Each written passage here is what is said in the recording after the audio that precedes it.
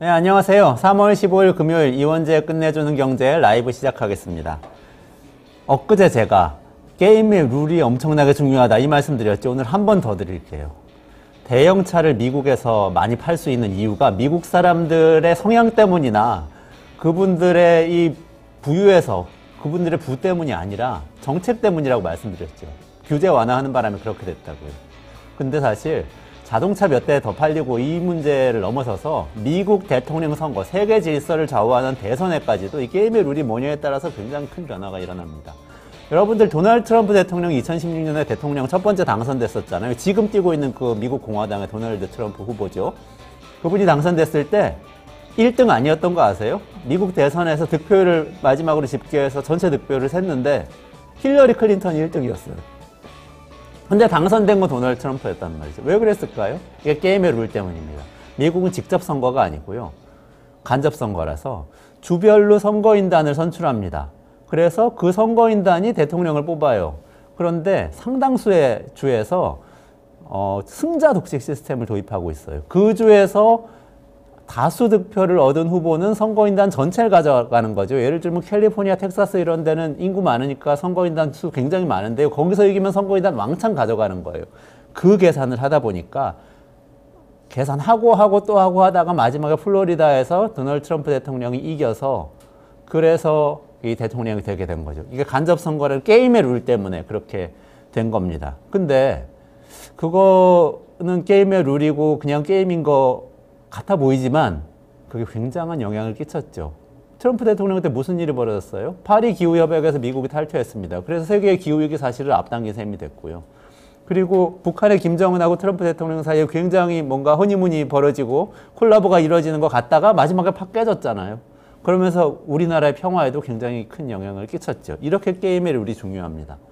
미국 대선에서 이런 일이 벌어진 거는 그때가 처음이 아니었고요.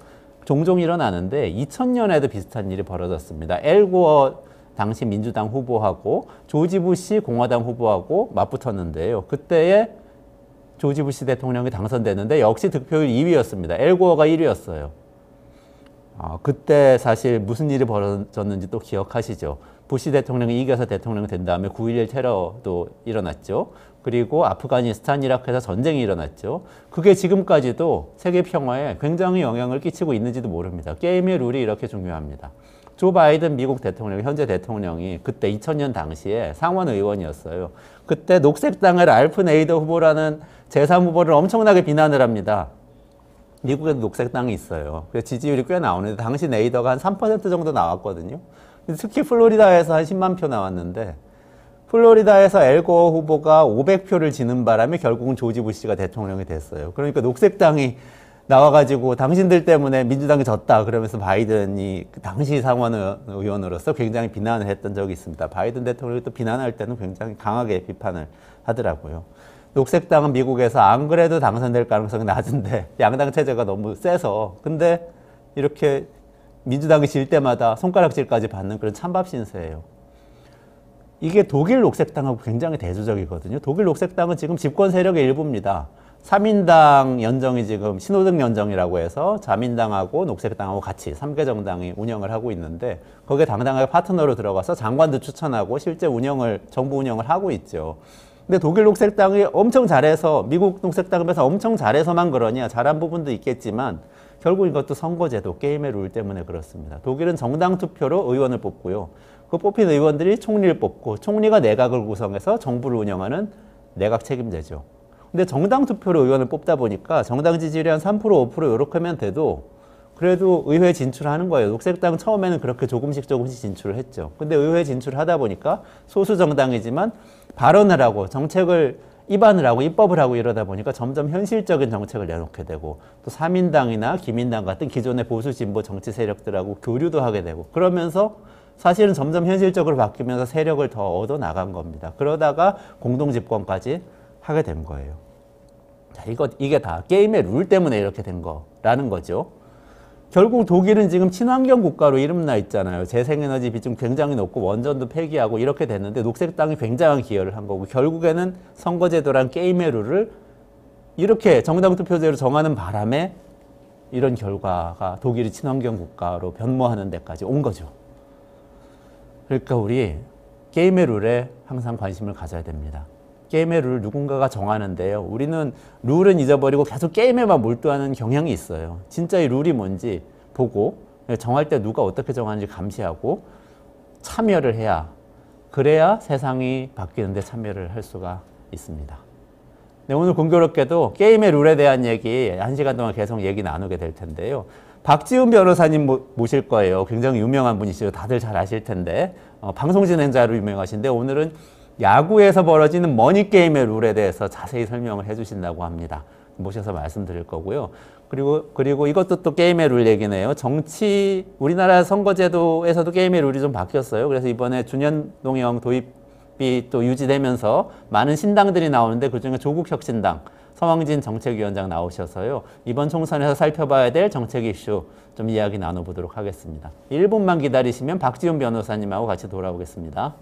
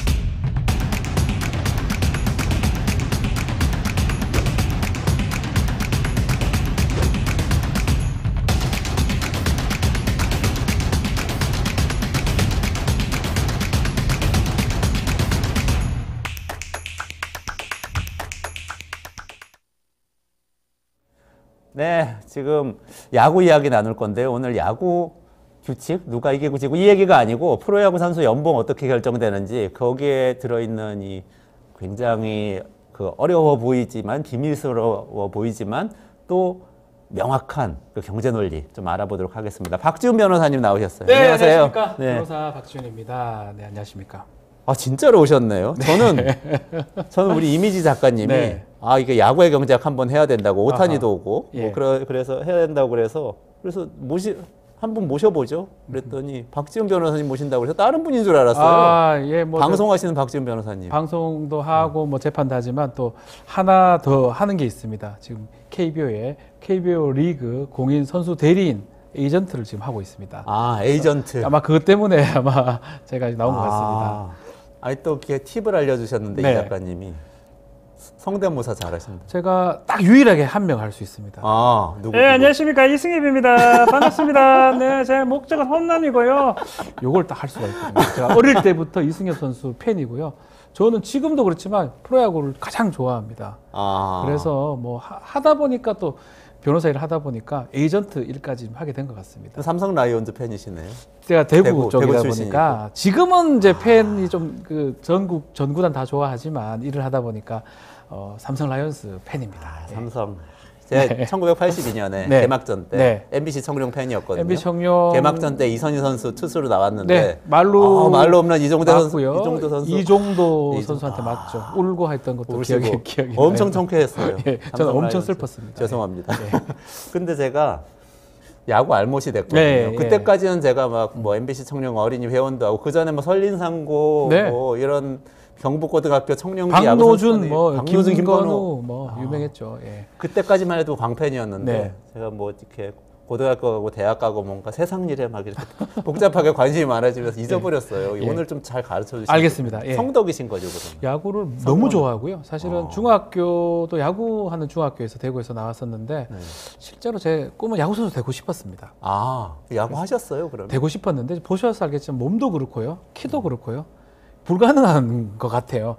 갔던 적이 있는데 감독님, 코치님이 뭐하러 이런데 오노 공부해라 해서 결국은 하지는 못했고, 그렇지만 야구를 너무 좋아하기 때문에 계속적으로 야구를 관심을 가지고 또 사랑을 하고 있습니다. 공부를 잘하시는데 야구까지 잘하시면 너무 반칙이기 때문에. 키가 작아서 못했습니다. 근데 그러면 네. 아무리 그렇다고 해도 직업으로 하는 건 좀 다른 것 같은데 그렇죠. 에이전트는 어떻게 하시게 된 자, 거예요? 에이전트를 원래는 뭐 하려고 한 게 아니고 대한민국에 이제 이 공인 선수 대리인 자격 시험이 생겼어요. 아, 그래서 막 예전에 이게 생기면 좀 해보겠다라고 뭐 생각을 좀 했던 적이 있는데 그래서 그냥 있길래 한번 시험을 쳤었는데 그 시험을 꼭 합격해야지 이걸 할 수가 있습니다. 좀 운 좋게도 1회 시험에서 합격을 했습니다. 그래서 합격을 하고 실제로 이제 야구 에이전트도 하게 된 겁니다. 그 시험 문제 뭐 나옵니까? 시험이 이제 여러 가지 규정들 있어요. KBO 규정도 있고, 뭐 선수 협상 계약서라든지 아니면 야구 규약도 있어요. 그리고 뭐 배트 규정 이런 것도 있는데 좀 중요한 게 법률이 좀 있습니다.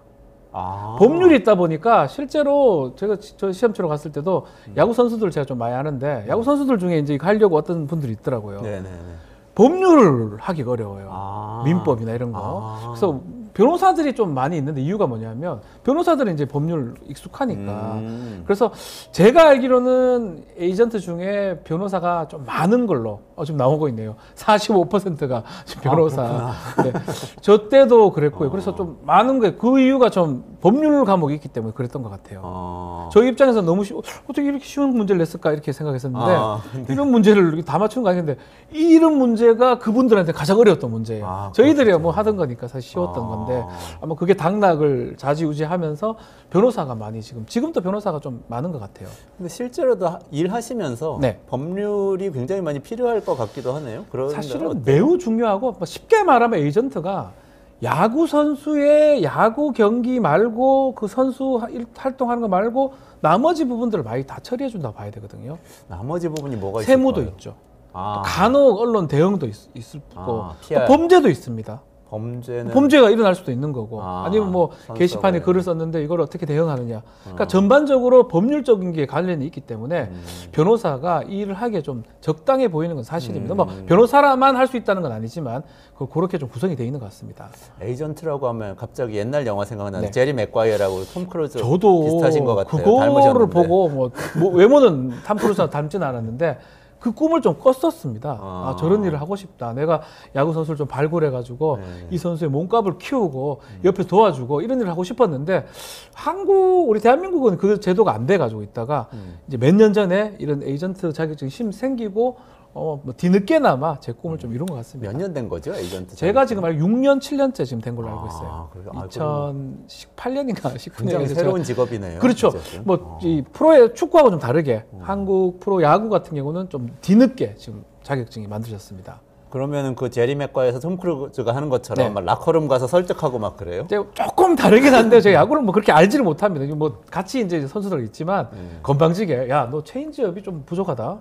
속도를 좀 늘려야 되지 않냐? 이런 얘기는 못 합니다. 그렇게 해도 안 되고 가장 중요한 거는 마음 편하게 마음 놓게 야구할 수 있도록 운동할 수 있도록 도와주는 게 큰 역할을 하는 거고요. 뭐 두 번째로는 연봉 협상할 때 이 선수가 가는 건 좀 무리일 수가 있기 때문에 그 협상하러 가는 게 가장 큰 일 중에 하나라고 보면 될 것 같습니다. 연봉 이야기 오늘 본론인데 네, 사실 해야 됩니다. 예. 최근에 유현진 선수 다시 한국으로 와가지고 계약이 굉장히 화제가 됐었어요. 그렇죠. 거의 170억 정도 받는 걸로 한국 선수 중에 이제 최고. 네네. 근데 이제 문제가 좀 있긴 해요.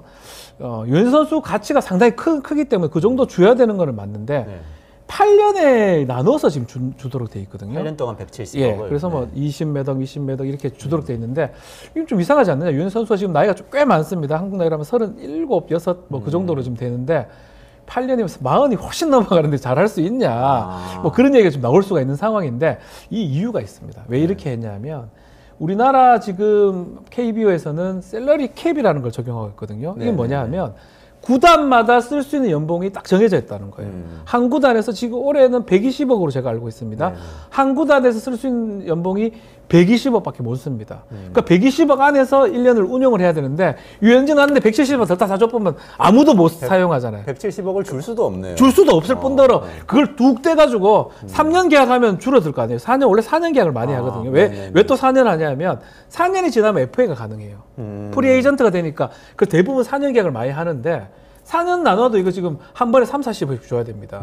그래서 샐러리 캡에 걸리기 때문에 샐러리 캡 때문에 어쩔 수 없이 많이 나눠서 170억으로 지금 계약을 한 것입니다. 근데 그거는 구단마다 다 똑같은 건가요? 아닙니다.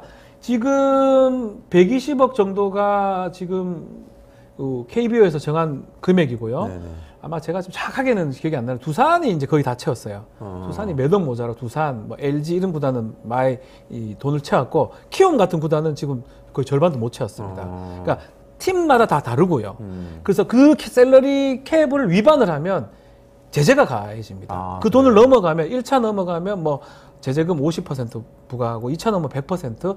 만약 계속 위반하게 되면 지명권을 원래 이제 프로야구 지명권이 있는데 네네네. 예컨대 뭐 1번 받을 거를 뭐 9번 받는다든지 네. 지명권이 하락합니다. 그러니까 구단들은 가급적이면 샐러리 캡을 유지하려고. 그래서 만약에 이제 아주 좋은 선수가 있다 하더라도 돈도 있어요, 실제로. 돈도 있지만 이 선수한테 돈을 줘버리면 샐러리 캡이 오버되기 때문에 제재를 받습니다. 네네. 지명권이 네. 뺏기겠죠. 네. 그것 때문에 지금 이제 계약할 때 고려를 많이 합니다. 우리도 마찬가지 연봉 협상하러 갔을 때 아주 A급 선수, 특급 선수인데 협상이 안 되는 경우가 있어요.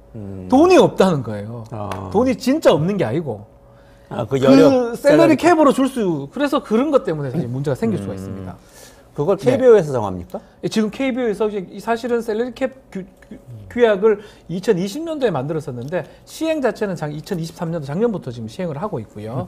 그래서 샐러리 캡 때문에 지금 사실은 연봉 협상하는데 많은 또 애로점이라든지 문제점이 생기고 있습니다. 근거가 뭐죠? 그 금액의 어떤 이유가 있을 평균의 120%를 한 것 같아요. 그리고 정합니다. 아. 이 정도 금액만 하자. 이게 10개 구단이잖아요. 프로야구 10개 구단. 어떤 구단은 뭐 몇천억을 쓰고 몇 구단은 50억 쓰고 이러면 너무 구단의 편차가 크기 때문에 평균 정도 끊어놓고 이 돈에서 한 개를 쓰자. 근데 이거를 뭐 적게 쓰는 건 어쩔 수 없지만 넘어가게 된다면 제재를 주자라는 게 샐러리 캡 규정입니다. 제가 야구 알못이라 미국, 일본 네. 야구가 어떤지 모르겠는데 근데 영국이나 스페인 이런데 프로 축구팀을 보면요. 네. 거기는 돈을 엄청나게 쓰는 구단들이 없죠. 있거든요. 샐러리 캡 없는 구단도 네. 있고요. 레알 마드리드도 그렇고 없죠. 그거는 메뉴도 그렇고 있으면 안 되죠. 네, 엄청나게 돈을 뭐 쓰잖아요. 몇억 불, 몇만 불, 뭐 말도 안 되는 돈을 지금 나가는 상황인데 샐러리 캡 규정이 적용되면 안 되는 건데 우리나라 같은 경우는 이제 그런 한정된 요건이 있기 때문에 샐러리 캡도 있고 뭐 프로농구도 지금 샐러리 캡도 있고 그렇습니다. 예. 저는 캡도 그렇지만 아까 딱 듣고 드는 생각이 세금이 좀 생각났어요. 연봉을 예를 들어서 연봉을 100억 받는 거하고 네. 10억을 10번에 걸쳐서 받는 거하고는 세금이 굉장히 달라질 것 같거든요. 또. 그렇죠. 그거를 고려를 합니다. 근데 뭐 이제 사실 이렇게 고연봉의 선수들은 프로야구 선수들이 이제 법적으로는 개인 사업자예요. 노동자라기보다는 개인적으로 본인이 그런 법적 지위를 갖고 있습니다. 특수한 지위죠. 그래서 연봉 받는 건 구단에 받기는 받지만 세금 낼 때 내가 개인 사업자로 내는 거거든요. 그래서 근데 금액이 저리 크면 사실은 세율이 거의 유사합니다. 저를 나눠서 내든 뭐 안 나눠서 내든 큰 차이가 없긴 한데 무조건 그럼에도 이제 몇 억하고 몇 천만 원 차이가 나기 때문에 막 섬세한 저희가 좀 이렇게 조언할 때는 조절할 때도 있어요. 같이 받을 거 차라리 요때 많이 받고 요때는 적게 받고 조절하면 세금이 그만큼 조금 구간에서 절세를 볼 수가 있거든요. 뭐 그런 경우는 사실 좀 있습니다. 또 제가 경제학 하니까 쓸데없는 걱정도 하는데 이렇게 막 8년에 걸쳐서 받으면 만약에 그 사이에 물가 상승률이 높거나 그러면은 굉장히 손해잖아요. 또 금리가 고금리면은 그렇죠. 170억 받아가지고 은행에만 넣어놔도 1년에 몇 억. 완전 경제학적 논리인데 뭐 지금 샐러리 캡을 제가 말씀드려서 이제 그렇긴 한데 어쩔 수 없는 겁니다. 확정으로 받는 거예요. 뭐 금리 이거 지금 고정금리 뭐 연동금리 이렇게 할 수는 없는 거고 뭐 그거는 어떻게 보면 복불복인 거죠. 뭐 금리 올라가면 손해가 뭐 이익이 되고 손해가 되는 거는 그 이제 선수가 판단할 건데 몇 년 만에 그래 될 일은 별로 없으니까 그냥 그대로 갑니다. 그러면 이렇게 금액이 큰 경우에도 어쨌든 개인 사업자가 어떤 기업하고 용역 계약 맺듯이 이렇게 계약서를 작성을 하고 하는 건가요? 그 계약서가 이제 연봉 협상할 때 이제 프로야구 구단하고 개인하고 선수하고 계약서를 작성하고 그 계약서 작성하는 일을 이제 에이전트들이 주로 하고요. 그래서 그 계약할 때 가장 중요한 건 사실은 나머지 부분들은 그 규약 같은 게 있기 때문에 권리 의무 부분들은 큰 문제가 없는데 가장 문제되는 부분이 뭐냐 하면 돈이겠죠. 돈을 어떻게 줄 거고 얼마를 줄 거고 또 숨겨진 어떤 조항 같은 것들을 만드는 게 에이전트 역할이다. 이렇게 보면 될 것 같습니다. 일단은 네. 일단 류현진 선수 얘기 170억 얘기가 나왔으니까 돈 많이 받는 선수들이 누군지 좀 알고 싶어요. 네. 저 요즘 업데이트가 안 돼가지고 어떻게 됩니까? 자, 뭐 일단 유현 선수가 아마 제가 알기로는 1등으로 알고 있습니다. 유현 선수가 지금 만약에 이제 한국에서 뛰게 되기 때문에 그리고 지금 뭐 과거로 따지면 뭐 이대호 선수라든지 뭐 추신수 선수라든지 순서들이 있습니다. 네네. 이때까지 받아놓은. 근데 그 한 해 한 해 따져보면 또 금액이 다를 수가 있습니다. 근데 우리 연봉 협상을 지금 보면 계약을 들어보면 지금 유현진 선수는 올해는 25억이에요. 근데 네. 토탈 170억입니다. 그리고 또 어떤 선수는 올해는 뭐 20억인데 양의지 선수 같은 경우 보면 뭐 토탈하면 또 더 많이 될 수도 있거든요. 그래서 요거는 좀 계산하는 걸 좀 달리 봐야 돼요. 연봉 총액을 8년 170을 봐냐. 통상 계약을 4년마다 하기 때문에 네네네. 4년에 100억이 되느냐. 어느 게 맞는 것 같습니까? 경제학적으로는 4년 100억이 더 많아 보이잖아요. 왜냐면 8년에 그렇죠. 200억이니까. 빨리 받는 게 무조건 이득입니다. 그렇지만 계속 얘기를 하지만 샐러리 캡 때문에 170억을 나눠서 받을 뿐이거든요. 그리고 이제 여러 조항들을 달성하지 못하면 또 박탈되는 경우도 생길 수 있기 때문에 또 그거 계산은 좀 달리 봐야 될 것 같습니다. 아, 그렇군요. 네. 전체적으로는 우린 지금 유현진 선수 이런 선수들을 네. 언론에서 보는데 프로야구 선수들 전체적으로는 연봉 수준이 어때요? 실제로 이건 좀 낮을 수도 있을 연봉이 것 같은데. 낮죠. 프로야구 선수가 꽤 많이 있습니다. 아주 특급 선수만 눈에 띄기 때문에 와 다들 많이 받구나. 지금 나오잖아요. 연봉이 한 1억 5천, 4천 이 정도 되는데 이게 네네. 평균입니다. 평균. 아, 평균인데 실제로 최저 연봉이 되는 선수들도 꽤 많고요. 5천만 원, 3천만 원, 3,500이 이제 거의 최저로 3천이 최저 3천만 원. 3천부터인데 아, 3천 3천만 밑으로는 원 이상은 없습니다. 줘야 되는 예, 무조건 거예요? 3천을 줍니다. 근데 그 급수에 4천, 5천 선수도 진짜 많습니다. 그것도 뭐 규정이 있는 건가요? 3천만 네, 원도? 이 규약에서 규정, 선수협에서 이제 선수협의하고 협의 본 거죠. 구단들하고. 3천까지는 무조건 주는 걸로 최소 금액을 주는 건데 실제로 정말 많은 선수들이 있는데 저렇게 1억 5천, 6천 받는 게 정말 많은 수가 1억 5천, 6천 받는 게 아니고요. 고연봉 선수가 많기 때문에 그 연봉을 그렇죠. 올려버린 거예요. 그러니까 선수로 따져보면 1군에 가는 선수들 중에 1군에 있는 선수도 1억이 넘겠지만 대다수 2군에 있는 많은 선수들은 거의 뭐 3, 4천, 5천 이 사이밖에 안 되거든요. 그 차이가 많다고 보면 됩니다. 그렇죠. 유현진 선수만 생각해도 1년에 20억 받는다고 그러면 한 다- 10명은 그냥 다 받아야 되는 거예요. 끌어올려버려. 10명이 뭡니까? 그냥 확 올려버리죠. 그러니까요. 그래 보이죠. 실제로는 어려운 선수들도 많다. 매우 많습니다. 예. 아, 그 지금 2군까지 포함해서 얘기하는 건가요? 예, 2군까지 구단의 모든 선수 합쳐서 최저 연봉이 3천만 원입니다. 네. 그럼 조금 더 자세히 들어가서 궁금해지는데 저는 또 자꾸 그 야구를 이렇게 영화 책으로만 이렇게 봐서 머니볼이라는 책 예전에 본 적이 있는데 네. 마이클 루이스라는 사람이 썼던 건데 그때 뭐 어디 오클랜드인가요? 거기 네. 그 감독됐던 그 이야기 영화로 만든 건데 네. 그때 막 데이터를 보고 뭐 이 선수는 뭐 타점이 어떻고 도루가 어떻고 그러면 데이터로 분석해서 요합지졸인 팀을 최고로 만들어놨다. 그렇게 이제 영화에나 나오는데 네. 실제로 어떤지 모르겠는데 그런 것들이 연봉이나 이렇게 영향을 끼치는지. 그렇죠. 아, 사실은 이게 보셨어요? 그 영화? 뭐 영화도 봤지만 실제로 그거를 또 되게 중요시 여기는 감독들도 있는 것 같아요. 프로야구에서. 그래서 어떤 상황의 어떤 통계라든지 이걸 뭐 세이버 매트릭스라고 하더라고요. 세이버 예, 매트릭스. 그래서 저도 뭐 그런 어떤 볼 줄은 잘 모르지만 그래도 이제 돈을 좀 더 받기 위해서 이런 것들 근거 자료로 가져갑니다. 뭐 예를 들어서요. 이 선수가 나왔을 때 승률이 얼마냐. 겉으로 보이는 승률은 뭐냐면 우리가 다승, 네네네. 뭐 평균 자책점, 네네. 뭐 이런 것들이 있는데 그거는 밖으로 이제 드러난 수치들인데 이 수치로 봤을 때는 매우 부족하기 때문에 돈을 많이 받지 못합니다. 그럼 다른 어떤 연봉을 받기 위해서 다른 어떤 자료를 갖고 왔는 그게 그런 자료들이거든요. 이 선수가 나왔을 때 이 구단이 이 선수는 비록 뭐 못하고 승리를 챙기지 못하고 돌아갔지만 결국 승리를 몇 번 했다. 아니면 뭐 요새는 그런 것도 있죠. 퀄리티 스타트. 비록 승리는 못 따냈지만 이 사람이 6이닝 동안 30점 안으로 막았다.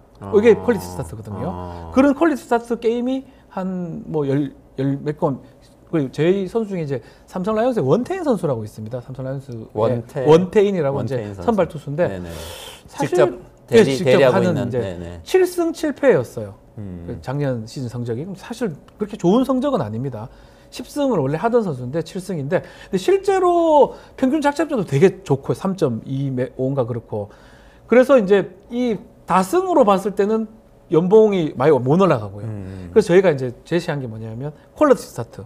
17번 했다. 이 선수가 나가서 17번 정도 게임을 이기게 해줄 수 있었는데 니네 팀이 뭐 해가지고 전 거다. 뒤에 잘못한 거다. 너희들 잘못해서 진 거다. 말아먹은 거다. 이렇게 이제 얘기를 하면서 연봉을 이제 협상하는 경우가 있거든요. 그러니까 여러 가지 자료들을 저희가 이제 갖고 있고 또 그것을 가지고 제시를 하고 합니다. 그거 말고 또 다른 것들이 있나? 어떤 카드들을 많이 갖고 계세요? 궁금하네요. 선수를 대행해서 구단하고 협상할 때. 사실은 거의 이제 몸값을 어떻게 정하냐 이것도 궁금할 거예요. 보시는 분들 안타를 하나 치면 몇 천만 원이고 그렇게 하지 않습니다. 그래요? 부동산하고 똑같습니다. 부동산 가면 여기 역세권이면 얼마가 되고 얼마 되고 물건 계산하는 거랑 사람 프로야구 선수 연봉 계산하는 거랑 똑같다고 보면 됩니다. 그러니까 이렇게 되는 거죠. 어떻게 계산하냐면 이런 선수랑 비슷한 선수의 몸 가치를 봅니다. 동일 사례. 거의 나이도 비슷하고 실력이 비슷하면 네네. 이 사람이 연봉이 1억이에요. 네네. 그럼 나도 1억을 받아야 되는데 이 사람이 1억 받는데 얘는 5천인 거예요. 그러면 왜 저 선수하고 나 차이가 없는데 왜 1억을 안 주냐라고 네네. 그런 걸 주장을 하는 거예요. 그게 안 된다 그러면 이제 뭐라고 하면 이 연차가 생기면서 얼마씩 올라가는 것들을 또 주장하기도 하고요. 그래서 어쩜 보면 우리 경제학이나 이런 데서 부동산에서 건물 시세 매기는 거랑 큰 차이가 없습니다. 그러니까 사람들이 찾는 사람이 많으면 몸값이 올라가고요. 사는 사람이 없으면 몸값이 내려가고요. 똑같은 기량의 선수인데도요. 시장이 좋을 때 예를 좀 들면 조금 그 선수가 싫어할 수도 있겠는데 박하니라는 삼성 라이온즈 지금 코치라는 선수가 있는데 상당히 실력이 있는데 그 당시만 해도 그런 류의 선수가 실력은 뛰어난데 많은 팀에 좀 사랑을 못 받았을 때 한 팀만 원한다 그러면 금액이 떨어지는 거예요. 그래서 삼성에 바로 계약을 해가지고 삼성에 계속 있었던 선수인데 최근에 같은 포수가 되게 귀할 때요. 포수가 지난 시즌에 포수들이 많이 나왔어요. 유강남, 박동원, 양의지 다 나오니까 포수가 왔다 갔다 하면서 모든 팀들이 포수를 원하는 거예요. 몸값이 엄청나 올라간 겁니다. 그러니까 마찬가지예요. 이 어떤 이슈가 생김에 따라서 그 부동산의 역세권이 되면서 그 가격이 오르듯이 이 자체가 물건이 되게 괜찮은 물건임에도 불구하고 생각보다 못 파는 경우도 있고요. 이 자체는 별거 아닌데 옆에 것 때문에 막 올라가는 경우도 있고 그런 역할들을 어쩌면 에이전트가 좀 잘 파악하고 해야 됩니다. 부동산 얘기니까 확 나오네요. 그러니까 GTX 뚫린다 그러면 갑자기 막 올라가고. 포수가 가장 필요할 시즌에 이 선수 당신네 팀 포수로 최고 아니냐. 그럼 몸값이 오르는 거죠. 그러네요. 그리고 지금 대행하고 있는 분들도 계시잖아요. 맞습니다. 지금 몇 분이나 하세요? 보통? 저희 이제 한 열 몇 명이 있는데 좀 유명한 선수 이제 잘 모를 수도 있겠지만 LG 트윈스 이제 홍창기 선수. 압니다. 홍창기 선수. 그리고 기아 타이거즈의 정혜영, 김도영 선수, 또 삼성 라이온즈 지금 원태인 선수, 그리고 KT의 주건 선수도 있고요. 롯데 자이언츠의 지금 전준우 선수, NC 다이노스의 손아섭 선수 등이 좀 유명한 선수들입니다. 제가 MBC 청룡 팬이었는데 그래서 LG 트윈스까지 따라오고 있거든요. 홍창기 선수만 LG 트윈스 선수입니다. 그렇군요. 많이 하시네요.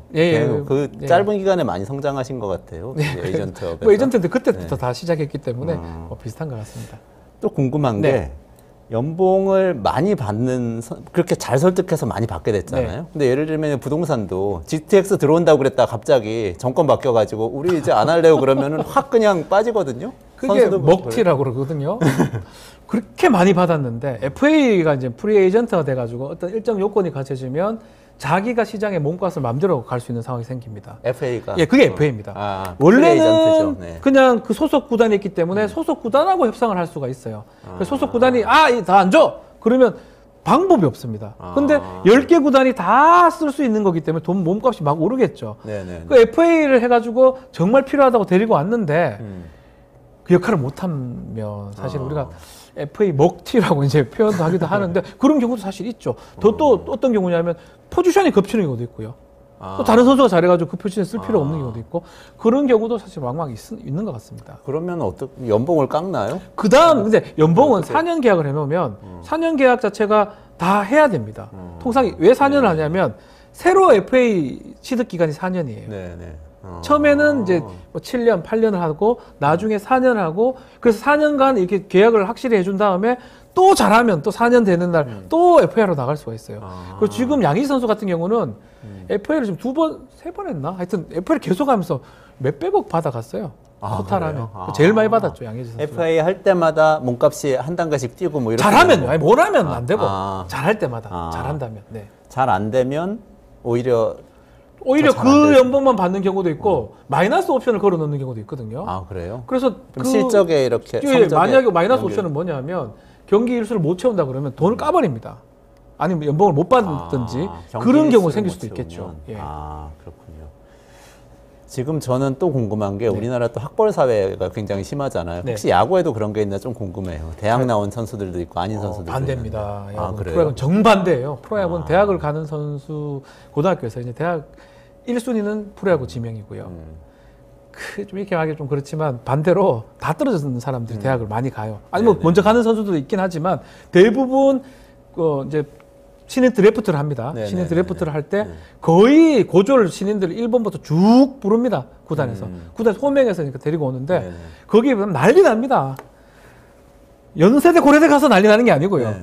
두산 베어스에 지명받아서 난리 나는 거거든요. 그래서 학벌하고는 정반대고요. 굉장히 저희 때 다르네요. 1990년대 한 90년대 중후반까지는 대학부터 먼저 갔었어요. 대부분. 지명 받더라도 대학에 가서 대학 마치고 다시 프로로 갔었는데 지금은 정반대입니다. 대부분 저는 거의 99.9%라고 생각하는데 다 거의 다 프로로 입단합니다. 아 어떻게 보면 훨씬 능력주의적으로 변한 거네요. 그렇죠.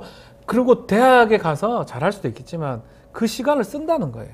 그리고 몸이 좀 더 혹사 당할 수도 있고 그걸 프리젠 FA가 돼야 되는데 FA가 빨리 와가지고 FA 되는 게 좋죠. 네네. 그렇기 때문에 좀 더 빨리 오는 것 같긴 합니다. 빨리 가서 예. FA에 대해서 네. 몸값을 또 띄울 수도 있으니까 네. 그 예전에 하고는 조금 달라진 것 같기도 하네요. 옛날엔 그래도 야구하다가 또 그만두시면 다른 뭐 지도자나 그렇죠. 이런 거 하려면 학벌이 필요하다 그래서 대학 네. 가야 된다 이런 얘기도 옛날에 좀 들었던 것 같은데 요즘은 그런 분위기는 아니네요. 돈 이게 자본 이게 좀 더 큰 게 아닌가 생각이 듭니다. 돈이 더 중요하다. 예. 자본주의 사회입니다. 네. 그 스타 선수가 되는 경우에는 네. 연예인처럼 활동하는 분들도 계시지 않아요? 그렇죠, 다른 그렇죠. 뭐 광고나 이런 것들은 어떻게 됩니까? 뭐 구단과의 계약이 있을 거고. 사실은 네. 우리 이제 프로야구 그 계약을 보면 10개월만 합니다. 1년 내도록 하지 않습니다. 아. 이렇게 계산해야 됩니다. 2월부터 11월까지 한다고 보면 돼요. 아. 그러니까 2월 달은 전지훈련 할 날이고요. 네네네. 3월 달, 4월 달 개막해서 11월 달 시리즈로 끝나거든요. 노는 날이 12월 1월이에요. 그리고 야구 선수들은 결혼식을 다 12월 1월에 해요. 12월 1월에 광고를 하든 방송 출연하든 무제한입니다. 그렇지만 시즌 중에 그러니까 2월 달부터 11월까지 구단하고 계약이 돼 있는데 뭔가 하려면 구단의 허락을 받아야 되고요. 그리고 뭐가 잘못됐을 때는 구단의 제재를 받을 경우도 생길 수가 있습니다. 아, 그럼 언론에서 어떤 뭐 스캔들이나 사고가 네. 보도되거나 이러면 구단이 그때는 그렇죠. 통제를 뭐 하는 거고. 전반적으로 통제 가능하지만 광고라든지 이런 거는 뭐 이렇게 이 자신 활동 관련된 부분 네네네. 아니겠습니까? 그래서 만약에 연봉이 1억이다. 1억이라 그러면 실제로는 매월 1,000씩 받아요. 10개월 동안. 아, 월급으로 받는군요. 우리는 12개월이잖아요. 네네. 일반 직장인들은 야구 선수들은 10개월만 있습니다. 네네. 딱 10개월 기준으로 연봉이 1억이면 월 1,000, 네. 연봉이 2억이면 월 2,000. 아. 10개월 동안 나눠서 받습니다. 그렇게 계약이 정해져 있는. 예, 그렇게 돼 사업자 있습니다. 계약이지만 또 그렇게, 그렇게 하고 나눠서 지급하는 1월 걸로. 달이나 12월 달은 각자 활동을 할 수가 있어요. 아. 연봉도 안 받지만 네네. 각자 밖에 나가서 내가 하고 싶은 뭐 어떤 활동이라든지 연예 방송이라든지 예능 방송도 출연을 하는 경우도 많고요. 아. 또 궁금해지는 네. 게 아까 유현진 선수의 170억에서부터 이 3천만 원까지 이렇게 스펙트럼이 연봉이 다양하다고 말씀하셨는데 그렇죠. 다른 나라들은 어때요? 미국이나 일본 오타니 선수 또 오늘 서울 시리즈 하러 네. 서울에 한국에 온다고 온 걸로 그러던데 지금 온다는 거 알고 비행기 타면서 안에 공개했다고 오타니는 뭐 나오더라고요. 지금 금액이 뭐 조단위? 저는 아니고 9천억 정도 되거든요. 9천억, 예, 아마 7억 달러로 제가 알고 있는데 예. 9천억입니다. 뭐 깜짝 놀랄 금액인데 뭐 감이 안 오는데 감이 안 오죠. 근데 그런 선수들이 즐비합니다. 네. 그럼 제한이 사실 없는 거고요. 우리 이정우 선수도 꽤 많이 받았습니다. 가서 거의 1천억대 돈을 지금 받았기 때문에 메이저리그 또 타 구단 특히 메이저리그 뭐 재팬 또 일본도 그렇지만 연봉에서는 제한이 없습니다. 뭐 받고 싶으면 다 받을 수 있는 거죠. 일본도 높은가요? 일본 높은 편이에요. 근데 이것도 마찬가지예요. 프로잖아요. 네네. 하는 만큼 받는 것 같아요. 지금 나오는데 일본은 지금 한 4억 4천, 그러니까 4,400, 4,500엔, 뭐 5천만 엔 정도 될 것 같아요. 1인당 국민소득 우리가 일본 따라잡는다 뭐 이런 상태인데 야구는 조금 거리가 있네요. 이게 크기하고 인프라랑 관련이 있는 것 같아요.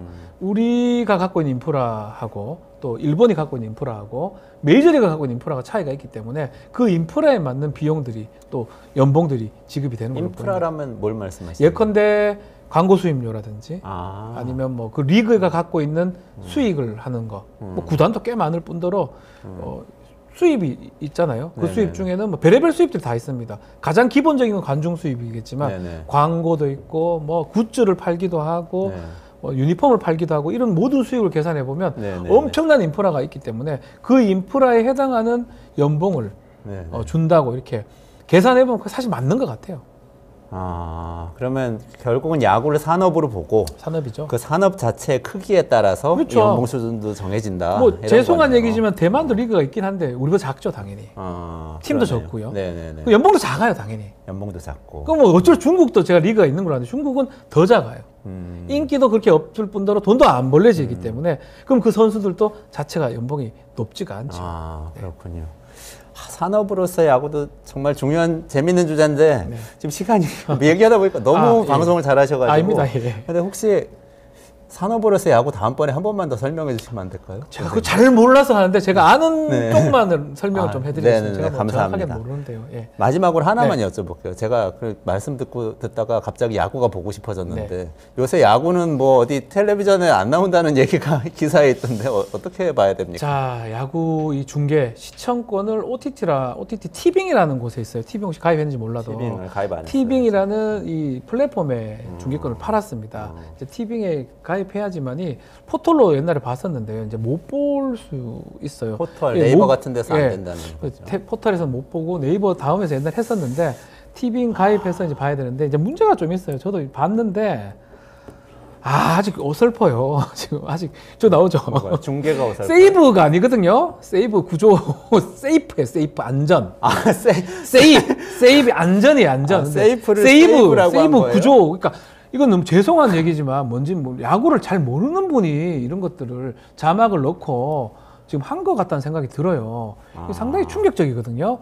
티빙에서 그러게요. 큰 돈을 주고 지금 저 중계권을 사온 건 맞는데 그만한 역량이 돼야 됩니다. 그렇죠. 그래서 이거는 앞으로도 문제가 될 것 같아요. 저 정도 지금 실력인데 지금 연습 게임 하고 있거든요. 네. 곧 지금 메이저리그 지금 와 있잖아요. 다저스하고 그렇죠. 샌디에고. 그 지금 그걸 저런 식으로 세이브하고 앉아 있으면 안 되거든요. 이거는 진짜 큰 문제인 것 같은데요. 그래서 조금 더 다듬어야 되고 사실은 티빙이 아마 제가 좀 돈도 많이 들였다면 그만한 어떤 인적 자원도 투자를 좀 해야 되지 않나. 사와서 될 일이 아니에요. 네네. 사오고 그만한 어떤 중계도 마찬가지고 어떤 제작하는 사람들도 더 좀 잘하는 사람으로 좀 꾸려야 될 것 같습니다.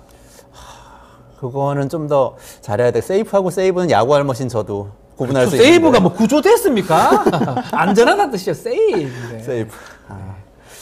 아유, 오늘 네. 마무리해야 될 것 같은데 이승엽 선수 성대모사 다시 한 번만 네, 해주시면 안녕하십니까 이승엽입니다. 이제 마무리 인사를. 네. 끝내주는 인터뷰 감사합니다. 박준 변호사였습니다.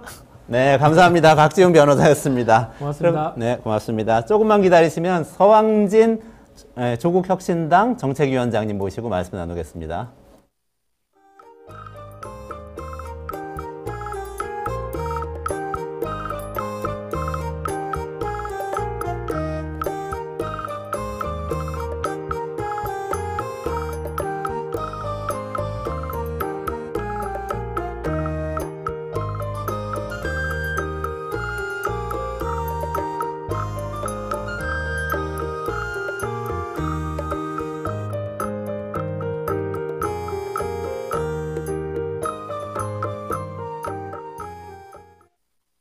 매일 10시 1시간만 투자하면 내 계좌도 10배거.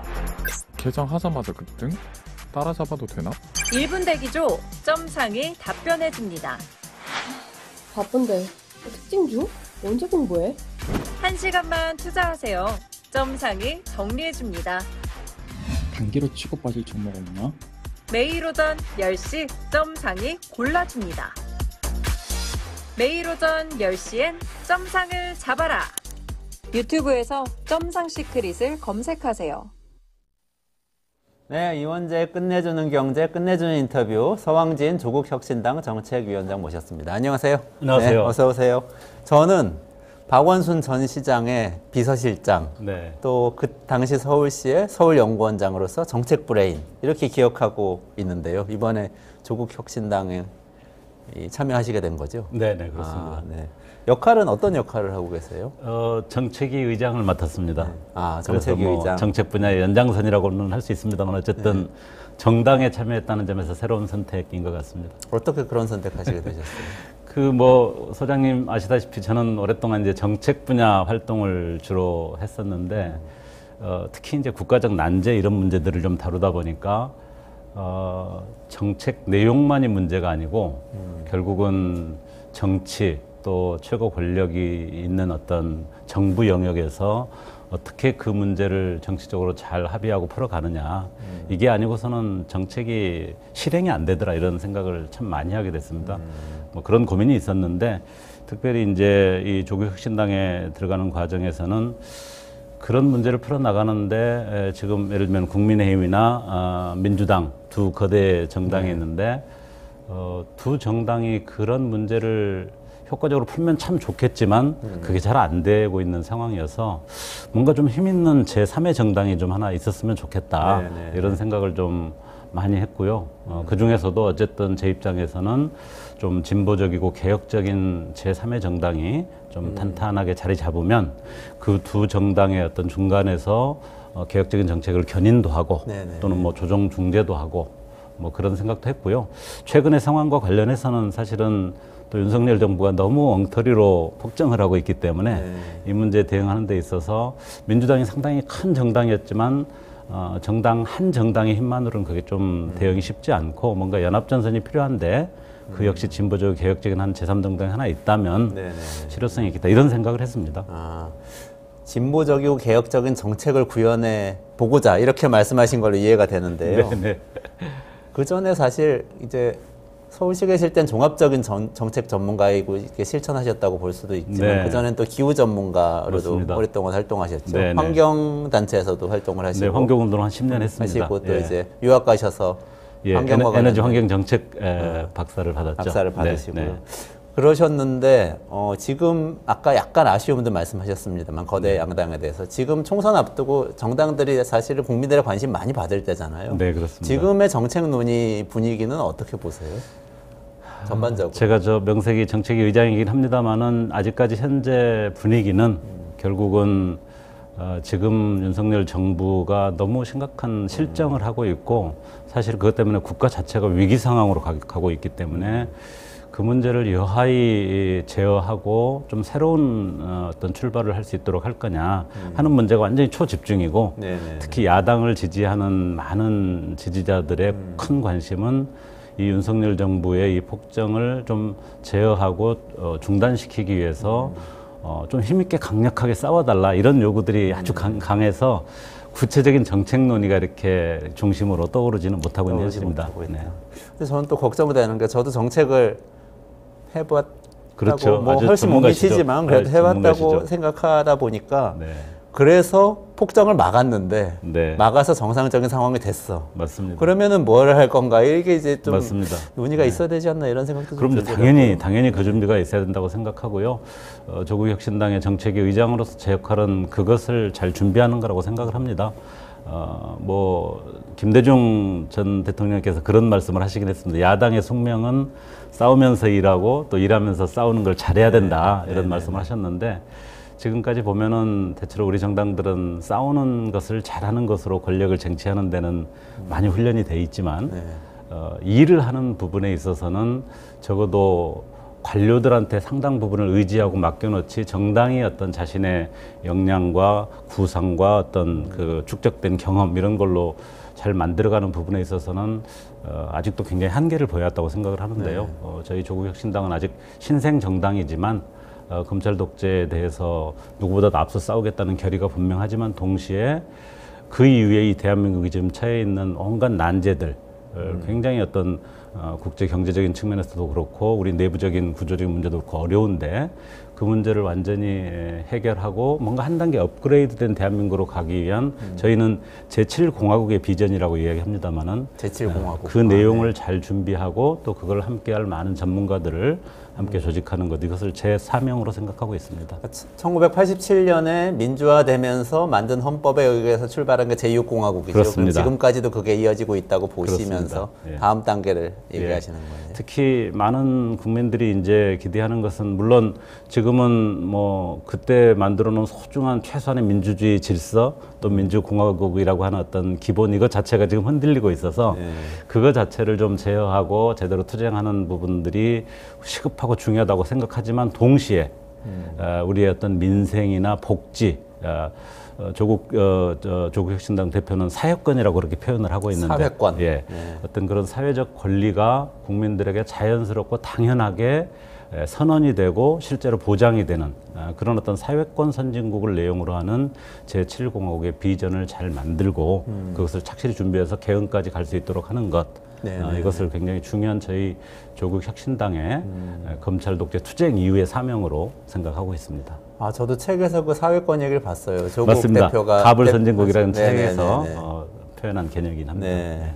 그럼 구체적인 내용을 좀 말씀해 주시겠어요? 예. 그것들이 어떤 것인지. 뭐 예를 들면은 부분적으로 이제 사실은 검찰 개혁 부분이나 또 뭐 기재부 개혁과 같은 개혁 정책이 우리의 어떤 일차적인 과제이기도 합니다만은 대표적으로 강조하고 있는 것이 주거 문제. 뭐 우리나라는 주거 문제라 하면은 부동산 폭등에 관한 부분이 가장 심각한 문제고 그 문제를 어떻게 잘 제어하고 관리할 거냐가 중심이 되어 있습니다만은 그보다 더 근본적인 것은 우리 국민들이 최소한 어떤 자기가 살 공간 자체를 기본권으로서 누릴 수 있어야 되잖아요. 그 주거권 자체를 지금까지는 다 열심히 돈 벌고 저축하고 은행에 융자 내가지고 어떻게든 내가 알아서 해결해야 되는 걸로 돼 있습니다만은 국가가 있다고 한다면 제대로 된 정부라고 한다면은 우리 국민들이 최소한의 아주 기본권이라고 할 수 있는 주거 공간을 최소한 수준으로 누릴 수 있는 그 권리를 확보해 줘야 되는데 예를 들면 뭐 어려운 이야기 같지만 싱가포르나 네덜란드나 이런 나라들은 아주 양질의 공공주택을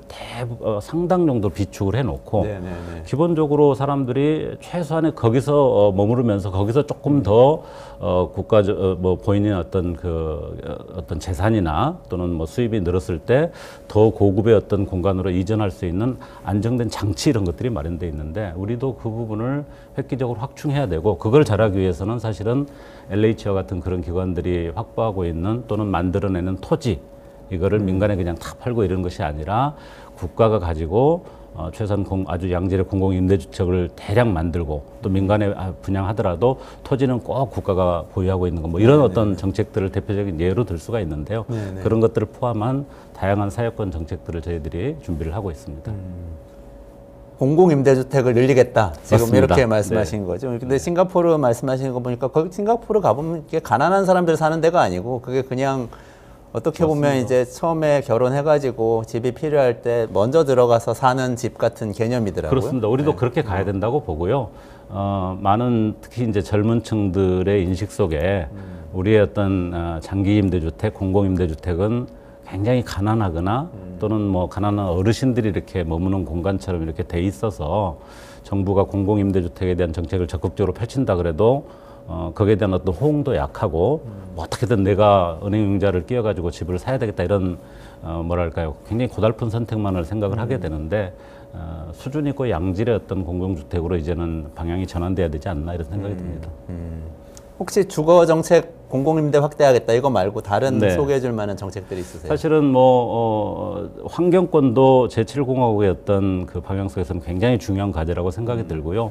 환경권 문제와 관련해서는 지금 가장 당면한 핵심적인 문제가 기후 문제이기 때문에 기후 문제와 관련한 어떤 정책들을 저희들이 정책 어떤 순서 중에서 굉장히 높은 부분으로 생각을 하고 있는데요. 대표적으로 기후 정책 부분은 사실은 뭐 여러 사회단체나 또 민주당 등 그 야당에서는 이미 많은 정책들을 마련했고 지난 정부에서 방향도 상당히 잡았는데 지금 정부 들어와서 그거를 너무 뒤로 후퇴하고 있는 문제가 있어서 이걸 다시 되돌리고 또 특히 국민들한테 뭔가 이 정책이 잘 전달돼서 그거 꼭 필요해. 이런 어떤 설득이 필요하다고 생각하는데요. 그런 방향을 좀 잘 잡는 것 중에 하나로 저는 아리백 이야기를 많이 하고 있는데 아리백 중에서도 가장 지금 시급하고 우리 기업들한테 위험한 반도체 분야, 적어도 반도체 분야 기업에 있어서 아리백은 적어도 2030년까지는 반드시 실현해 주자. 이런 목표를 좀 구체적으로 만들어서 거기에 대한 어떤 정책들을 마련하고 있습니다. 그 윤석열 정부에서 그 반도체 클러스터 국가산단 만든다고 굉장히 맞습니다. 거창하게 발표를 했잖아요. 맞습니다. 그걸 어떻게 평가하세요? 그 반도체 클러스터를 통해서 우리의 어떤 핵심 주력 산업이니까 그걸 강화시키는 것은 필요하다고 생각하는데요. 지금 가장 중요한 문제가 결정적으로 거기에 필요한 에너지를 어떻게 전력을 어떻게 공급할 거냐. 어마어마한 전력이 필요한데 지금 정부는 거기에 원전 에너지를 공급을 하겠다. 그 다음에 지방에서 대량으로 끌어와서 연결을 하겠다 이렇게 하고 있는데 중요한 거는 지금 아리백이라고 하는 사실상 글로벌 스탠 이게 민간의 어떤 캠페인으로 시작된 거지만 글로벌 대기업들이 그것을 다 소비자들한테 약속을 했기 때문에 소비자에 대한 약속이라는 것은 사실은 뭐 국가에서 보면 헌법처럼 기업한테는 중요한 거잖아요. 네네네. 그런 점에서 사실상 글로벌 스탠다드가 됐는데 아리백의 어떤 충족 기준으로는 원전은 해당이 안 됩니다. 재생에너지만 아리백을 충족할 수 있는데 지금 정부는 클러스터를 만들어서 거기에 대량으로 반도체 공장들을 집적시키겠다고 하면서 거기에 필수적인 재생에너지 공급에 대한 구상이 없다는 점. 이것이 치명적이기 때문에 빨리 지금 탄소 중립이나 재생에너지 정책을 전환을 하고 그나마 있던 생태계를 지금 이 정부 와서 막 죽이고 있는데 그걸 하루빨리 전환을 해야 되는 그런 상황입니다. 그럼 재생에너지 공급량을 획기적으로 늘리지 않으면은 반도체 국가산단 발표한 것도 실제로는 실행이 되지 않거나 혹은 건설한다고 해도 수출을 못하는 어려운 상황이 될 수도 그렇습니다. 있다. 이미 문제가 됐습니다. 뭐 클러스터로 더 늘리기도 전에 사실 뭐 우리나라 삼성전자면은 뭐 TSMC를 대만의 TSMC를 제외하고는 세계 최고의 어떤 반도체 생산 회사고 SK 하이닉스가 있고 뭐 우리나라가 그런 정도 위치했다는 건 다 아시는 일이잖아요. 근데 거기에 필요한 재생에너지가 공급되지 않고 있어서 그 재생에너지를 지금은 아직 그 아리백에서 100% 단계는 아니고 뭐 60%, 80%, 100% 이렇게 단계적으로 가고 있어서 그리고 부족한 부분을 사실은 재생에너지는 아닌데 소위 인증서를 사는 방식으로 해가지고 우선은 버틸 수 있는 단계를 지금 막 경과를 하고 있기 때문에 삼성전자나 SK하이닉스가 그렇게 버티고 있는데 조금 더 시간이 지나면 그걸로 버틸 수가 없게 되면 어떻게 되느냐? 그럼 미국으로 가야 됩니다. 재생에너지를 풍부하게 제공해 줄 수 있고 거기다가 지금 미국은 IRA로 보조금까지 주잖아요. 그렇죠. 보조금도 오늘 뭐 보도가 나왔던데요. 보조금 거액의 보조금 제시할 것 같다고. 그런 점에서 아무리 클러스터를 우리나라도 짓는다고 그래도 기업들이 견딜 수가 없기 때문에 해외로 나가야 되는 그런 상황을 방치해서는 안 된다. 이 점이 매우 시급하고 중요한 문제라고 생각합니다. 재생에너지 후퇴하는 것은 우리나라 기업들을 미국으로 쫓아내는 것과 그렇습니다. 비슷하다. 그렇습니다. 이렇게 말씀하시는 저는 심하게 이야기하는 데서는 사실상 현대판 매국노가 따로 있느냐. 정책 잘못해서 기업들 다 외국으로 나가게 하면 그게 매국노 아니냐 이렇게 생각을 합니다. 그러면 매국노가 안 되려면 태양광이나 풍력 그렇습니다. 같은 재생에너지를 획기적으로 많이 도입하는 정책을 펼쳐야 하고 그걸 이제 조국 혁신당에서 하겠다. 맞습니다. 이미 우리나라는 사실은 기술적으로나 여러 가지 기업들의 어떤 출발 자체는 충실하게 돼 있는데 그리고 막 그게 올라가려고 하는 시점에 지금 새 정부가 들어와서 그걸 다 꺾고 있어서 그것만 다시 방향을 바꾸면 충분히 가능한 접근이라고 생각을 합니다. 그렇군요. 좀 정치적인 얘기일 수도 있는데 네. 좀 궁금해서 네네. 사실 정책 전문가들은 되게 이 정치적 논란이 되는 것을 좋아하지는 않잖아요. 맞습니다. 부담스러워하고. 근데 사실 조국 대표는 굉장히 이제 뜨거운 정치적 논란의 중심에 계셨던 분이고 지금도 굉장히 비판하는 분들 많고 민주당에서도 비판하고 국민의힘은 더 비판하고 그런 상황인데 이게 거기 뛰어드시는데 좀 부담이 있지는 않으셨어요? 저는 조국 씨의 그동안의 어떤 논란 또 엄청난 그 사법적 뭐랄까요 단죄라고 할까요? 이 부분은 뭐 조국 대표 스스로는 일정하게 수용하고 사과도 하고 받아들였습니다만은 본질은 검찰 개혁을 추진하려고 했던 문재인 정부 또 그 정부에서 가장 그것을 주도적으로 추진했던 조국 민정수석 또는 전 법무부 장관에 대한 검찰들의 쿠데타다 이렇게 생각하고 있고요. 그게 명료하게 드러나는 부분은 지금에 와서 검찰들 또 윤석열 정부가 보여주는 모습이 똑같은 문제를 놓고서 문제를 다루고 대하는 태도, 검찰의 어떤 수사나 기소 원칙 이런 부분에 있어서 뭐 비교할 수 없는 그런 문제가 나오지 않습니까? 저희가 1호 일종의 공약으로 한동훈 특검법을 발의했었는데 한동훈의 자녀가 뭐 여러 가지 스펙을 만들기 위해서 해왔던 수많은 것들, 그것은 사실은 비교해 보면 훨씬 더 강력하고 뚜렷한 부분인데도 불구하고 모든 게 다 무혐의 처리되고 사실상 제대로 된 수사도 안 하고 있지 않습니까? 그런 점에서 조국 대표 스스로가 어떤 기준에 있어서 미흡한 부분이 있었다고 하더라도 그 부분에 대해서 충분히 수용하고 뭐 재판에서 나온 부분도 달게 받겠다. 그러나 어떤 그 헌법적 권리로서 끝까지 3심까지는 그것을 다투고 그 기간 동안에는 자기가 할 수 있는 모든 최선을 다하겠다 하는 부분들은 저는 충분히 설득력이 있다고 생각이 들고요. 그보다도 더 심각한 어떤 정의 어떤 그 기준이 무너져 있는 부분에 대해서 강력하게 싸울 수 있는 자격이 있다, 권한이 있다, 저는 그렇게 생각을 합니다.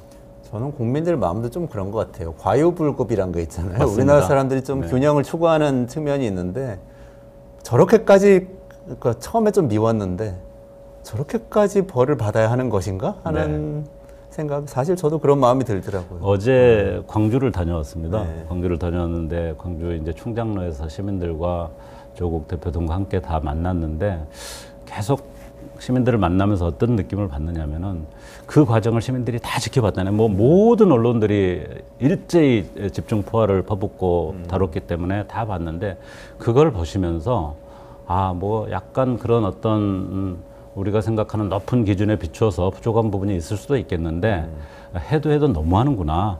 그리고 나서 그렇게 엄격하게 했다면 그 다음 새 정부 들어와서 자기들 문제, 또 다른 문제에 대해서 같은 잣대를 들이대야 되는데 그것은 뭐 말도 안 되게 또 낮은 그런 어떤 잣대를 들이대는 걸 보면서 국민들이 더는 이것은 두고 볼 수 없다 이런 마음이 끌어오르는 상황이다 이런 생각이 듭니다. 그렇군요. 저는 또 드는 생각이 최근에 이제 제가 신문을 보니까 중앙일보에서 어제 일면 소부를 썼던데 비례대표 폐지해야 된다는 주장을 이제 펼치기 시작을 하더라고요. 제가 그건 못 봤습니다. 그러기 시작하는데 이게 사실은 뭐 그렇게만 기사를 쓰면 그렇게 보일 수도 있어요. 뭐 위성정당도 만들고 뭐 예전에 이렇게 국민의 지탄을 받았던 분도 정당을 새로 만들고 이래서 다 비례대표로 들어가면은 엉뚱한 사람들이 되는 거 아니야라고 얘기를 하는데 저는 오늘 말씀 듣고 보니까 주거권을 강조하는 사회권으로서의 주거권 강조하는 정책 그리고 기후위기를 훨씬 더 재생에너지를 강화함으로써 기업까지 같이 살리자는 정책 이런 것도 색깔이 분명하잖아요. 어떻게 보면은 유럽식 좀 사회민주주의 또는 뭐 사회민주주의에 가까운 이 녹색과 이 사민주의가 결합된 이런 형태의 이념정당, 정책정당이 좀 생기는 계기가 될 수도 있겠다 이런 생각이 좀 드네요. 저도 그렇게 생각합니다. 사실은 물론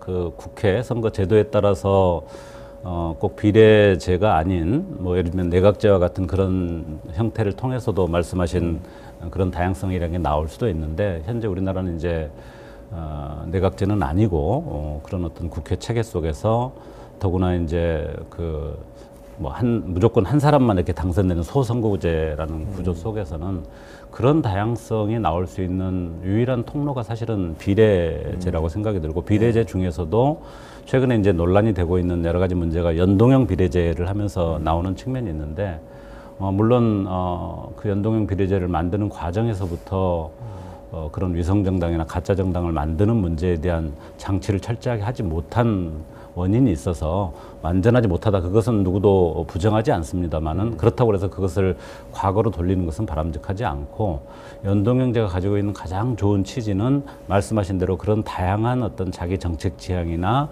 이념 지향을 가지고 있는 소수 정당들이 적어도 국민이 지지해 주는 만큼은 의석을 할당받아서 제 역할을 할 수 있도록 하는 것 그런 취지이기 때문에 그런 점들이 지금 제도 자체를 보완하고 정말로 그게 문제라고 생각한다면 거대 양당들이 제도적으로 위성정당 방지법이라든지 이걸 보완하면 될 문제지 그걸 핑계 삼아서 뒤로 돌아가는 것은 자기들의 어떤 이해관계를 중심에 놓고 접근하는 방식이다 그렇게 생각이 듭니다. 그러니까요. 독일에서도 독일 완전히 정당 투표제잖아요. 그렇죠. 다 비례대표로 들어가는 건데 처음에는 녹색당이 되게 과격한 생태주의자 같은 느낌이었는데 시간이 지나면 지금 연정에도 참여하고 있잖아요. 맞습니다. 그러니까 장관도 있고 뭐 이게 점점 더 진화해 가더라고요. 실제 그 밖에서 어떤 이념적 가치나 정책을 주장하는 것하고 실제 행정을 맡아서 진행하는 것은 당연히 차이가 있죠. 저도 시민운동을 하다가 서울시에서 한 10년 가까이 그런 활동들을 하면서 느꼈던 건데 시민사회가 주장하는 가치나 지향, 요구 이런 부분 너무 소중하고 또 어떤 부분은 굉장히 앞선 부분도 있어서 행정을 하는데 굉장히 큰 도움이 되기도 하지만 또 행정이라고 하는 것은 그런 것을 했을 때 나올 수 있는 또는 다른 뭐 부수적인 효과, 부작용 또 다른 입장을 가진 사람들의 어떤 뭐 이해관계 이런 것들까지를 종합적으로 고려해야 되기 때문에 그렇게만 할 수는 없거든요. 그런 것들을 조화하고 한 단계 한 단계씩 변화시켜 나가는 것이 사실은 정치의 역할인데 말씀하신 대로 독일 같은 경우가 녹색당이 그런 모습들을 보여주고 있는 것이고 지금 녹색당 당수가 현재 연정에서 기후경제부 장관을 하고 있잖아요. 네네네. 얼마나 대단한 정책들을 펼치고 있는지 깜짝 놀랐는데 저희도 이 연동형제를 만들 때 지향했던 그 목표 자체가 독일의 그런 어떤 연정 체계 이런 것들을 지향했기 때문에 그 취지를 잘 살리고 그렇게 할 수 있도록 제도를 보완하는 것이 숙제라고 저는 생각을 합니다. 그렇죠. 오히려 그런 다양한 생각을 가진 처음에 극단적인 것처럼 두려워하지만 다양한 생각을 가진 분들이 의회 내로 들어오고 1% 지지받으면 1%의 의석이라도 가져와서 들어가서 토론하다 보니까 그렇습니다. 오히려 정치가 더 대화와 타협이 살아있는 정치가 된다. 그렇습니다. 그렇잖아요. 그래서 아까 말씀드린 것처럼 조국 혁신당이 가장 기대하는 것은 진보적이고 개혁적인 좀 힘 있는 제3당이 되는 것. 그걸 통해서 말씀하신 대로 다양성도 만들 뿐만 아니라 누구나 보기에도 가야 될 길인데 예를 들면 재생에너지 같은 겁니다. 누구나 보기에도 가야 될 것 같은데 서로 여당과 야당이 발목 잡기로 싸워가지고 일이 안 되는 거. 여기를 돌파할 수 있는 물꼬를 틀 수 있는 역할. 그런 것들이 저는 아주 절박한 상황이 아닌가 하는 생각이 듭니다. 저는 어쨌든 유럽식 정책 정당이 좀 하나 정도는 나와주면 좋겠다 이런 생각이 강하게 드는데 오늘 시간이 다 돼가지고 마무리해야 되는데 혹시 빠뜨린 이야기 없으세요? 사실은 시민사회나 또 뭐 진보적인 정당들에서 이번 총선에서 기후 문제가 굉장히 중요하고 일종의 기후 선거, 기후 정치의 어떤 원년이 돼야 된다 이런 캠페인도 열심히 하고 있는데 아직까지는 그런 부분들이 좀 활발하게 잘 떠오르지 않아서 아쉽습니다. 저는 조국 혁신당이 최종적으로 선거 결과를 어떻게 받아 안을지 뭐 알 수는 없는 일입니다만은 최선을 다해서 어떤 수준의 어떤 정당으로 이렇게 자리매김이 된다면 비록 작은 정당이지만 그래도 탄탄한 제3당의 위치에서 저는 그 민주당에 있는 김성환 의원이라든지 이소영 의원 같은 그런 분들이 가지고 있는 기후정책에 대한 전문성 굉장히 높고 제가 존경하거든요. 그리고 새진보연대 용해인 의원이라든지 또 녹색정의당 같은 쪽은 이런 부분들에 대해서 굉장히 탁월한 어떤 정책적 입장을 가지고 있고 사실 여당에도 그런 전문가들이 있다고 생각하는데 이 기후 문제를 함께 풀어나가기 위한 일종의 기후 정치연합 같은 걸 한번 제안도 해보고 만들어가고 싶습니다. 그런 기회를 꼭 갖고 싶습니다. 아, 네. 좋습니다. 오늘 서왕진 조국 혁신당 정책위원장하고 말씀 나눴는데요. 공공임대주택으로 주거권을 지키고 또 재생에너지 투자 늘려서 우리나라 기업들 외국으로 나가지 않게 돕고 이런 일을 하고 또 이게 튼튼한 제3당으로서 조국 혁신당이 자리를 잡는다면 그러면 여야 가리지 않고 기후 정책과 관련된 좀 같이 뭔가 추진한 연대체를 만들고 싶다 이렇게 포부를 밝혀주셨어요. 오늘 말씀 여기까지 들어야 될 것 같습니다. 네, 오늘 나와주셔서 정말 감사합니다. 예, 초대해 주셔서 고맙습니다. 감사합니다. 네, 이원재 끝내주는 경제 매일 12시 30분에 진행되는데요. 아쉽게도 주말은 쉬는 거 아시죠? 주말에 다시 보기 하니까 다시 보기 꼭 봐주시고요. 그동안 일주일 동안 전문적인 컨텐츠 많이 쌓였습니다. AI 얘기도 있고 러시아 이야기도 있고 인기 컨텐츠 많으니까 좀 주말에도 봐주시고요. 저는 라이브는 월요일에 12시 반, 점심시간 12시 반에 다시 뵙겠습니다. 오늘 여기까지 시청해 주셔서 감사합니다. 좋은 주말 보내세요.